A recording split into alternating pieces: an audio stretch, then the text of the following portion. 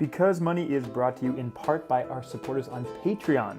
If you like what we do here and want to hear us keep on doing it, we would love if you would check out our Patreon page, patreon.com/becausemoney, and consider lending us a couple of bucks so we can keep on because moneying. Today our episode is all about another one of those topics that's kind of hard to talk about. It's about our parents' money and how to think about considering your parents' assets and your family assets when we're thinking about things like retirement planning and those other fun kind of late, long projections, financial projections. So hope you enjoy our conversation about family money.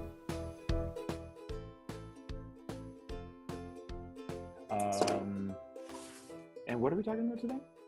Parent money. Oh, shit. Yeah, right? What do you do with your parents' money? We did pick a bunch of things that are kind of like feel a little loaded. Is it just me all the time? Like this one feels like feels a little bit weird to talk about.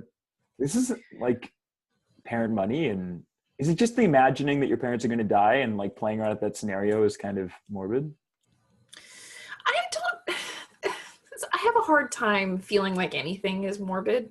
And I wonder if that's because there's just, I don't know if it's a combination of just my own TMI personality or like how many times can you say in somebody's financial plan, like if so-and-so were to pass away unexpectedly, like you just have to tiptoe around it a little bit. And I'm sure there are clients who are like, you can just say die.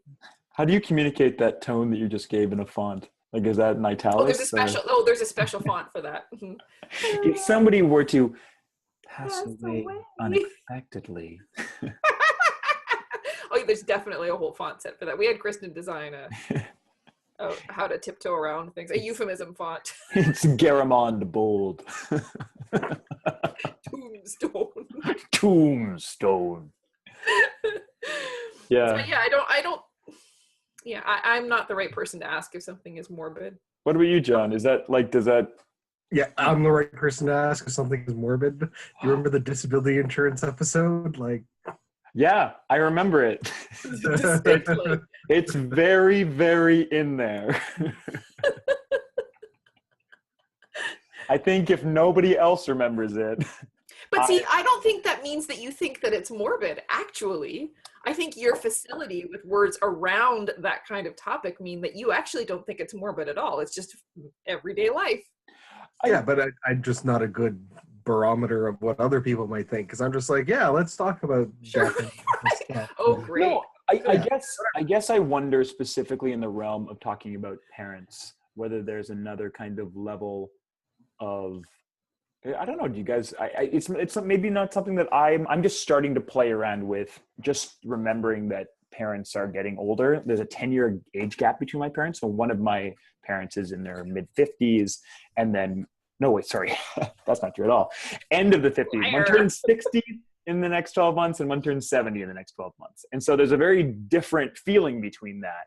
But the fact that my dad is turning 70 this year, it definitely does, really bring that issue to the forefront. And the fact that he's really healthy and really, just out in the world and doing tons of stuff doesn't mean that. So I guess it's a bit of a new issue for me just to even start rolling around that in your head. So within this idea of financial planning and thinking about parents' money and inheritance and all that stuff, it's like I feel like I'm a little bit at the baby step of being like, okay, right, there's a world that exists without my parents in it, and then I kind of get stuck because I'm like, Yeah, that. But the difference is, well, here's listen for the difference. So somebody is talking about their parents' money as in, yeah, I hope they're going to, I don't want anything to happen to them. I don't really know what their plans are. I don't know how to have the conversation about them maybe having a power of attorney, or how are we going to recognize when they can't take care of themselves versus, oh yeah, well, you're right. I might be underfunded for retirement, but we're definitely going to get an inheritance, and I don't know when. Totally. And again, not that last one, I hear that last one a lot, and it's not indicative of kind of a callous attitude towards what parents, but with those people, often the answer is like, well, let's just see what, see what happens, I guess. But with the first one, yeah, there's lots of scope to talk about it. And I think it's really, I don't know. I want to be, I do not want to imagine a universe without my parents in it. That's ridiculous. But I do want to spend some time. You wrote a very good article that we were talking about before we started recording, that I want to practice mentally the things that I would do, because that is going to be difficult. And why wouldn't I think about it now when it's not difficult and I don't have the added stress of the actual difficulty in front of me? Yeah. And this is like the core of planning, right? And of course it's funny. It's funny that like, it's like you come up against the thing. It's like, oh, nope, can't do that. And, it's like, and that's, you can really relate to people when they don't want to do that kind of planning, because I also, like we talked about in the disability episode, but there's these things where planning can be the most useful. There's real reasons why you want to back away from it, because, whatever the questions are, it's just challenging stuff, or just questions that are just hard to kind of wrap your mind around, or just not comfortable ones to deal with. Fraught ones even, like, so, kids talking about their parents, well, parents talking about their kids too. Like, so I know I had a recent conversation with parents who there is some real necessity for some discussions and planning around what they're going to do with some of their assets that we know they don't need for retirement. And one of them just said, I would really rather just not have that conversation. Not selfishly, just I only have a certain amount of time to live with this family, and I don't really want to spend that time talking and going through all this stuff. Yeah. Well, let's start with kind of the more money side of that kind of two-pronged issue, the way you set it up, and look at that kind of specifically when younger people are planning for their retirement and seeing the fact that there's money in the family, property in the family, do you or do you not take that into account? Because it's a really good question, and it's because it's completely reasonable on one level. If you're planning for your retirement, and there's like my family background is farming. There's land that is owned. Should I not take that into account, even though it exists? But will it exist and be still in the family in 40 years? It is ignoring it, just kind of denying what's there, and kind of maybe ridiculously cautious in some situations, or is, just depending on things never to stay the same, kind of silly because things change all the time? Well, the first question, of course, that I'd ask is, if you acted as though it wasn't there, what's the likelihood of you really negatively impacting your current standard of living? Like, what are we saying that, let's pretend it's not there, and now you have to oversave. You're going to oversave. Okay, I understand. Yeah. So what's like the likelihood of you actually not taking care of your teeth, for example? He's a really germane example, like not purchasing the right insurance because like, I need that money to put into my savings account. The kinds of mistakes that people tend to make if they feel really panicked about, like, I'm not going to save enough. So are you in danger of that? Not you specifically, but that's a question I would ask for sure before. The flip side, of course, is the catch-22 for some family dynamics, which is if you don't save on your own, demonstrating that you're independent and responsible and all that, do you then get written out of the will? Ooh. That's a classic Robertson bombshell right there. Is this Robertson catch-22, boom. Yeah. If you need it, you can't have it. Yeah. If you don't need it, then you get it. There are people that feel that way though, right? Like that feels like something that might happen in a John Grisham novel, but it also, like, those are basically biographies of real people, right? Obviously. I guess, okay, I have to not preface, but I have to say that there is, my dear blessed parents, there is very little chance of anything coming to me or my brother on either side of my family or Seth's family. You can ask him about that later when we do couple money, but yeah, so and of course I have to think about this for clients, but it's a different process when I'm on the outside looking at other people's stuff and saying, oh, well, ooh, you should do this. Boo, boo, boo, boo, boo. When I think about my own, I think, who cares? It has nothing to do with me. There's going to be nothing, so why bother? Well, and that does make things a little simpler in a way, right? Like it doesn't, there really aren't awkward conversations to be had then, and there's a clear understanding of where everybody stands. There's nothing to kind of fight over, and that you're on your own in that kind of financial question, right? Isn't that? Yes, although I mean, and maybe this is a different, like this is kind of a sidebar, but there are awkward conversations, especially about like aging in place, care, those kinds of things. Of course, right? But it's not. Yeah. But they're not like, okay, parents' money.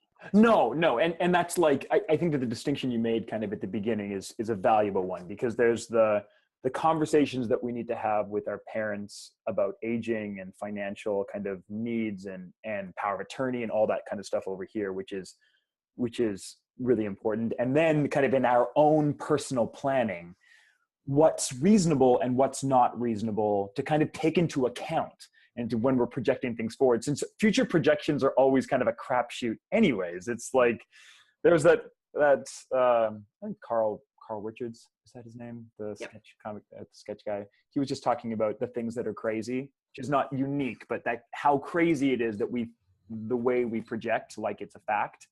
All the things that we project like they're facts when you're looking 40 years out, right? Like it has a certain amount of craziness to it. So it's like, is it any less crazy to take this into account than anything else? And in that way, it is simpler a little bit to know, like there's no major assets to kind of fight over between siblings, and there's no complicatedness there. One of the things that I think about a lot is just the fact that, I don't know what assets are going to be important for my parents to use in their later life.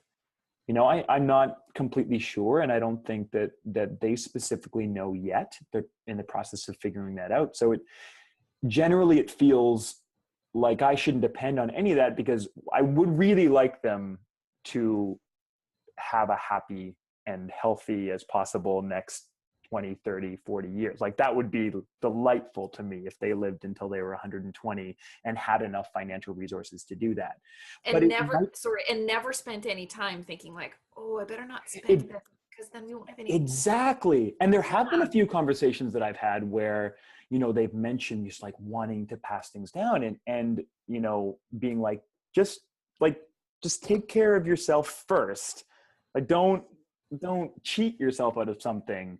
And so in my head, it's never necessarily been something that I've when I think forward, it's not a factor. It's not something that I'm like, okay, but I don't really have to because I'm going to have that. There are scenarios where I think about, because it's a real advantage to have a farm in the family. You're talking about land that can just be rented, and it's a passive income source, and land has generally had value that produces food.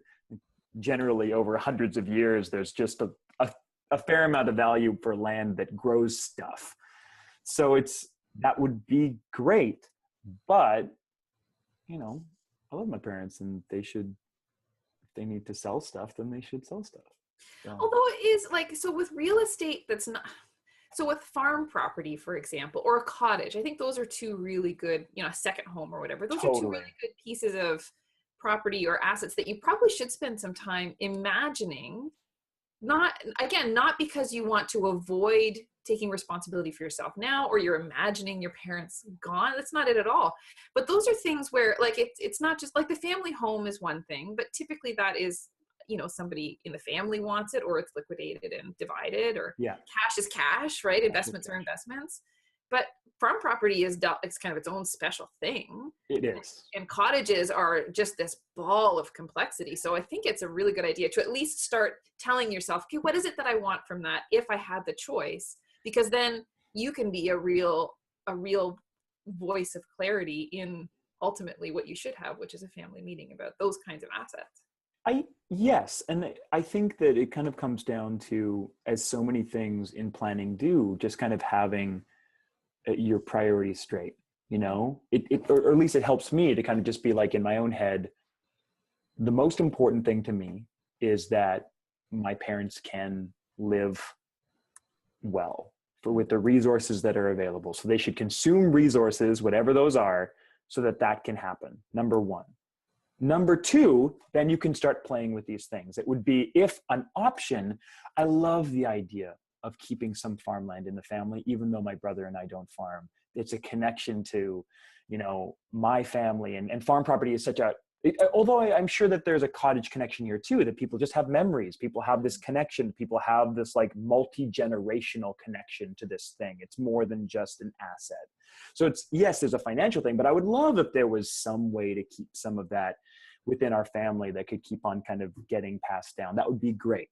You know, over and above the idea that I would just like liquidate it and put the cash into, a balanced ETF portfolio, because that's the best way to get, no, like number two would be, it exists and we get to keep some in the family because that's important. And then hopefully never liquidate it and just have it as an asset, maybe rent it out, have it something producing. But like, I think that it helps me to know, I guess those are only two things.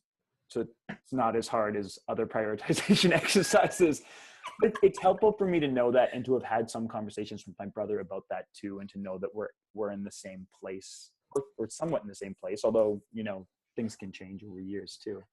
Yeah, those are great examples, the cottage and the farm, because they are like real things that people might have very concrete ideas and emotions around in terms of what form they take. Like if you get a bunch of stock certificates, it's like, well, do I sell the stock certificates, or is there emotional value to having, like, you know, Bell shares or whatever that my dad happened to like, or whatever might come down. There's less of an issue of however you want to transmute that. Yeah. But when it's a cottage, when it's a farm, it's more likely that there's going to be some sort of emotional connection there, and you're going to be like, well, no, I want the farm to be in the family. Even if I'm not a farmer, I'll have to then come up with a way to lease out the land or take care of it. Now with a farm, odds, from what I understand of how farmland works, odds are pretty good you're going to be able to find another active farmer to lease the land from you, and you'll be able to actually make some money off that. Cottages, not necessarily. If you're not much more difficult going up there as often as your parents did, who had the cottage in the first place, then it can be a big expense to keep a cottage going. It's true. And you might not use it all that much. So like, for the sake of sentimental value of keeping the cottage in the family and keeping it going, especially if you're not in the sort of profession that your parents were in terms of the income level and the resources you have to support a second property, it can be a challenge. It might be a burden to get a cottage if you don't end up selling it. That's in that a really good point. And then it also leads to family dynamic issues. Like if your brother was like, hey, yeah, mom and dad, if you give me the farm, I'll actually farm it. Like I'll move back home and raise animals and grow vegetables and, you know, whatever it is you do with farms, he'll go and do that. And you're like, no, I'm singing on financial planning in Toronto. And then, you know, if you were counting on getting some future revenue out of leasing land, and then you find out, oh, my parents split the will in unequally between me and my brother because my brother was the one who's going to farm, and I was counting on some sort of resource, and now I don't get it because of these issues. And I mean, I have seen that in friends and acquaintances where a family cottage was passed down to one of the children because that was the one that actually went there and put the sweat equity in to keeping the cottage open while the parents were in their declining years. They were the ones who were, you know, cutting down the trees and cleaning up the leaves and doing the winterization and painting the walls and all the upkeep that cottages require, whereas the other two brothers were just like never there. And then, you know, the parent died and the cottage went to that one sibling, and then there was a big fight because the other two brothers wanted a piece, and then they had to have like a family sit down and be like, no, you guys weren't up there, like this is what mom wanted. And I think that's got to be one of the biggest factors, is the idea of expectations, right? It's one of the biggest things that's kind of really being discussed is what's reasonable to expect. Because if you're expecting without having anything to back up that, any conversations, any kind of like real documentation to back up that expectation, like that's where things can get really hairy, whether it's between family dynamics or in your own planning. Whether you're like, exactly what you're saying before, John, is like, you didn't work to be independent because you just assumed I would give you this money. And now I decided that I don't want to give you this money because you don't deserve it. If the expectation doesn't match what happens, then you can be in some real trouble, or it can just get really hairy with family, with siblings and greater family. Yeah. So, and of course the advice, which is good advice, like, well, sit down, have a series of family meetings, maybe separately and then together. It's good advice. However, people change. Yeah. Parents, like if parents aren't the ones that initiate that. Yeah. How do you initiate that as a child in a situation where you feel like that's necessary? And how do you protect yourself against that outlier case where your parents could take it in by a cult leader and all of their worldly belongings then go into this joint communal pool that doesn't include you, or whatever strange situation can come up that changes that plan down the road? Well, I think that like there's always the outlying situations that are impossible to plan for, right? Like I think if you feel like your parents are particularly susceptible to a cult leader, maybe then there's things you can do. I'm not even sure. I don't think there are.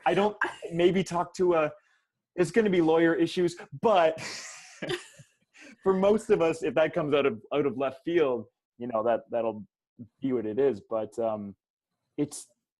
I don't know, like this is such a hard thing to say because every family can be different. Like this is when we start dealing with communication and dynamics and stuff like that. It's just, how do you talk to your siblings? Do you all go to a certain one, or is it better to come from the parents? And so you talk to the parents and like it just really depends on your family and how you talk to each other. Yeah. And what if not talking about it would have worked out fine, but talking about it is like the catalyst for an enormous family fight, and you make your parents' last years miserable because you just can't control yourself. I think that's got to be one of the big fears for some people in their families. What if it's the darkest timeline? What if not talking about it is actually the best way of going about it, and talking about it?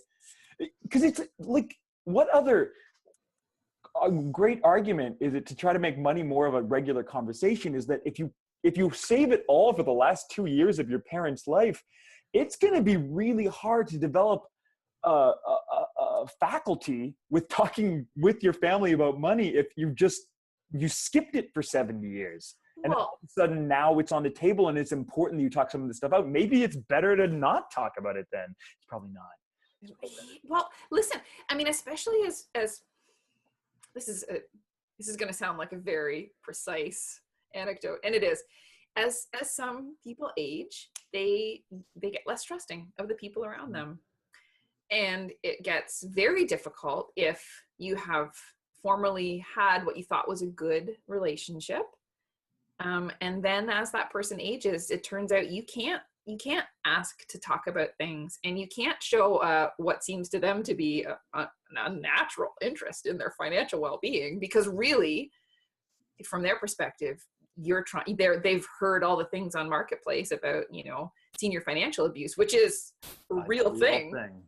And they don't know, and I mean, their ability, not always, but their ability to really properly assess risk has declined. And so there's not a real good way, without negatively impacting their kind of quality of life, not physically necessarily, but you have some real paranoia issues. You can't really talk about it. It really is kind of the best if you just sort of try and do what you can and mitigate from the outside and not actually talk about it, because it's going to make them feel like you're stealing from them. And in that case, I would assume really maybe not working in parents' assets into your financial plan would be is it fair to say that if you can't have a discussion with your parents about where the assets are going to go for whatever reason, maybe don't include those assets in your financial plan as a concrete building block? Maybe, and that's yet again a oversimplification, because maybe that's the only way it works. But it's really tough to tell anyone that they can depend on something like this when there's just enough stories to say that there's just so many things that can happen. Well, and so we talked about what's the consequence today of you counting on an inheritance tomorrow. Well, yeah, the flip side is, the flip side is, what's the consequence tomorrow of receiving an unexpected inheritance?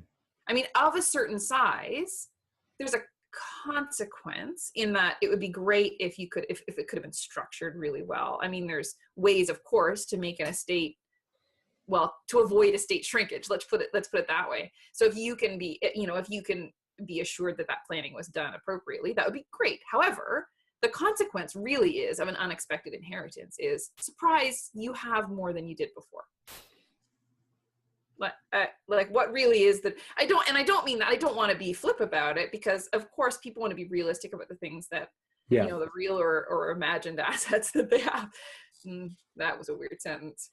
But in reality, just as you say, if it's not somebody you can have a productive conversation with, if you're not sure about their not stability, but if you're not sure about their willingness to change their mind frequently, depending on your behavior towards them every once in a while, like that's not a relationship that I would want to count. And that seems really kind of not healthy from a relationship perspective. Well, and then from a financial perspective, then to me, if the consequence, if you can't talk to them, then just, I mean, hope that you can deal with the windfall appropriately. I think it's a really interesting, I'm still trying to wrap my brain around, and so I kind of want to talk it out for a second. The first part of that, because it's, yes, in an ideal world, you plan to not get it because it's not a sure thing. And if it comes, that's amazing, right? Like, you're totally right. And like the cost of that is very, it's low, tax implications and all that stuff aside. But there is a cost to always planning for the worst case scenario, which is kind of what you're like, what's the present cost of saying, well, what if everything goes wrong? What if they spend all the money and the market crashes and I have to keep all my stuff in cash? And like, at a certain point, the reason we make projections and we say like, well, this is your worst case, this is your best case, and let's plan for the middle. Like, if you're constantly worst casing, then maybe there's a real significant cost on your present and your ability to do anything. I agree for almost every other situation except for this one. Interesting. Yeah, in general, I would say, no, you're totally right. I mean, this is going to be a slam on traditional retirement planning, because what podcast episode is right without a slam on that? But like, of course, we don't want to be saving up 25% of our income today to have a life that's 50% better than it is today. Like, that does not make a lot of sense to me, to push all of our consumption into our later years. There has to be something. But with an inheritance, again, I mean, depending on some of those things that you can control for, maybe like your relationship with your parents, not a good relationship with the purpose of getting something out of them, but a good relationship because you love them and you want to have a good relationship with them. That's in your control in a way. But you can control your today in terms of how much you save, if that's within your capacity, obviously. But I would find it very difficult to imagine a scenario where you plan for the worst in an investment or in an inheritance scenario and really materially make your life worse today. Do you know what I mean? Like, it's like, what if I can't even explain it. If we're doing retirement, if you're my client and I was saying, okay, Chris, based on the kind of portfolio that you have and the amount of savings, and then what we can project about maybe the increase to your savings capacity over time as your financial planning business explodes and you become a millionaire or whatever. I'm already stressed out. I'm super stressed out about that hypothetical. No. Okay. How did I get so much money? What am I going to do with it? You earn $72,000 a year. Calm down. Okay. But so I could say, like, look, if you increase your savings, this is what we think. Like, here's your best case scenario at retirement, your middle case, your worst case. And these are the spending implications of those scenarios. I just don't think that saying, oh, well, but if we insert at least like half of what you expect your inheritance to be here, now you can save a little bit less today. Like, if you have this savings capacity, but you're not going to use it because of inheritance X over here, and you already have the savings capacity. Why wouldn't you use that? I think that's Well, the question right there. If you don't have the savings capacity, sorry, Right. Well, like I think sometimes that capacity comes from like sacrifices. So for a lot of people these days, the buzzword is side hustle, and overtime and stuff like that. And you're saying, well, if I could count on, the hypothetical me, not me personally, if a hypothetical person in a similar situation to perhaps myself or a general, 20, 30-year-old is saying, well, things are expensive these days. Like rent is this much and food is this much and yada, yada, yada. So if I want to be able to save for a fairly decent retirement, I need to be, going on a vacation like this, or I need to work extra hours after my day job to do my side hustle to build up my retirement fund. And then you go, well, if I just counted on my parents' money covering that shortfall, then I don't burn the candle at both ends and I don't have to do this side hustle. And then you start getting into places where it's like, wow, I really wish I did have those extra, several thousand hours I spent side hustling back because I didn't really need to, like I thought I did, because I just didn't count my family's money. I don't know. I mean, yeah. If the quality of your life is such that you receive an inheritance at some point and you say like, oh, geez, I really regret all those decisions I made in the past. I don't know how to use the right words in this scenario. It's hard. There's an answer, right? Like I didn't think of one before we started recording. I still don't have one. It's a thorny question, something to think about, and hopefully people will think about this as they listen. It's really such a kind of custom made answer for every situation, and at the same time, like I'm tempted to just want to say that no, don't take your parents' money into account, because I'm tempted to go with what you're saying, Sandy, because I and at the same time, like it feels a little bit also like in some cases that just means ignoring a fact, ignoring a real thing, ignoring an asset. You know how I always seem like it's like I like things that seem like hard work because they seem more virtuous. Right. That seemed like that a little bit, where it's just like, oh no, I need to figure out how to do it all on my own because that's the safest, that's the way we should do it, and it's the hard. And then if it's extra, then it's extra. And I'm like, I so love that thinking. Like it just really makes sense to me. And you feel a natural affinity to it. I do, but I do feel like in some situations that there's just it might be silly. Not in all situations. It might just be silly sometimes to be like in the case, I know my grandfather has been really clear with his 3 daughters about how he's going to divide his assets. There's like land in his family. They know who's getting the farmyard, who's getting this. They're going to divide that. He's very strict about how keeping things equal. Like he's made it so clear that for some reason I know, and I don't need to know because that's just, it's not like, but it's been something that he's made a real decision about. And, he's good at that. That doesn't mean that every family doesn't have that capacity, but it'd be very silly for any 3 of them to, well, maybe it wouldn't be like what in that case, should you take into account the fact that he could change his mind? He could change that. Or do you take into account the fact that he's turning 90 this year and he's been a certain type of man for 90 years and he's been consistent in the way he's talked about it for that entire time, and just expect that it's probably going to happen that way and plan with that accordingly? Well, there's 2 things happening there, right? First, we are all in our 30s and Yes. our parents are in their 60s or 70s. Exactly. Right? So we do not yet know, although I'm sure we could all each give our feelings about whether what the probability of ruin is for our families in retirement, right? There should be a metric for that. Yeah, Probability of ruin. Probability of familial ruin. But they have like, ideally they have 30, 40 years of supporting themselves left. We don't know what sequence of returns they'll get in retirement. We don't know those things. For a 90-year-old with 60 or 70-year-old children, you're probably closer to certainty there. And then to go to the idea, like, should she expect it or is it silly not to expect it? I guess it depends on what you mean by expect. So, it's the idea of, okay, there's gonna be some amount. He said it's this thing. I can kind of give a ballpark. It's probably gonna happen in this range of my lifetime, and this is what I'd like to do with that. That's expect. That makes sense. Expect as in, I'm about to come into a lot of money. I'm gonna go to the loan shark in town and expect and take action on something that is not an asset of yours yet, to the point where any consequences of not receiving it are going to be quite negative, or at least partially negative. Like that kind of expectation. No, still, even if he's 90, even if he's 95, I would still say don't take action on that. Don't do something that has the potential for negative consequences for you.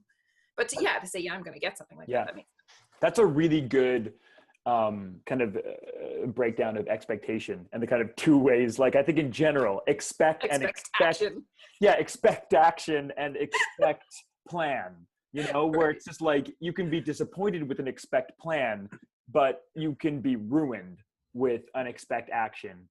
And I think there's definitely people that fall into that category, being like, oh, my decisions have fewer consequences because this money is coming in, therefore I can act with impunity. It's that kind of like trust fund kid, stereotypical trust fund kid scenario, which I know only from TV. Maybe these people don't actually exist, but it's like, I can do anything because there will always be money, which is not necessarily the case. But yeah, that's a good distinction to make. And also an interesting kind of thing to just kind of note that these things get clearer as you get older. But death isn't necessarily, my grandpa's turning 90 and in great health, and that is wonderful. And he's going to be striding that farmyard till 120. They're going to be here on the weekend. They're going to come to Toronto. Very excited. My Oma turns 85 this weekend, so she's coming to celebrate her birthday in Toronto. They're going to come see the opera. It's going to be very sweet. It's adorable. But it's just, this is the death can happen at any point part of that conversation too. It's just like, I think that often we feel like we can put these conversations off. And I really do think that if there's a way to do it in your family, to start having these conversations as early as possible. It doesn't have to be about death and assets and who you're going to give your stuff to, but developing a facility between parents and kids talking about money. That lays the groundwork for being able to have a discussion about assets later. If you have just a way to talk about your finances, their finances, you're just going to be able to even discuss some of this stuff, so that you're not talking about power of attorney when they're just about to go into the hospital and they might, never come out. You're not talking about their assets when they're starting to feel really vulnerable and like they can't trust anybody. That's way harder than doing it when they're in their late 50s or, whenever, just to be like, hey, just start that. I don't even know how you start that, but it's kind of like in our first episode, we were talking about, like the couple 20 questions, Yeah. like maybe rather. Yeah. This is like, maybe there's like there's a spin-off version of like Apples to Apples Finance Edition for aging parents. Okay, we've got the 3 names of the siblings, and let's just put assets down. Who gets the family cottage? I don't know. I don't know. It's just a game. Let's just try it and see who gets mad, okay? It'll be worse than Risk. It'll be the true game that ends family relationship. That's Monopoly. Yeah. Never mind. Oh man. Wow. Go us. Yeah. There's a whole series of those games, I swear. Financial Conversations. Nobody's going to want to buy it if it's called Financial Conversations. No. Yes, chat. It's called Cash Chat. Nobody's going to buy it. All right, that's all we've got for you today. If you liked what you heard, head over to iTunes and give us a really good rating. That really helps people find us. That would be awesome. And if you loved what you heard, why not check out our Patreon page, patreon.com/becausemoney, and lend us a little support so we can keep doing what we're doing. I am Chris Entz, and you can find me over at ragstoreasonable.com. I'd like to thank my partners in crime, Sandy Martin, who you can find at Spring Financial Planning, springplans.ca, and John Robertson, who you can find at Value It's Simple, or his blog, Blessed by the Potato, which is holypotato.net.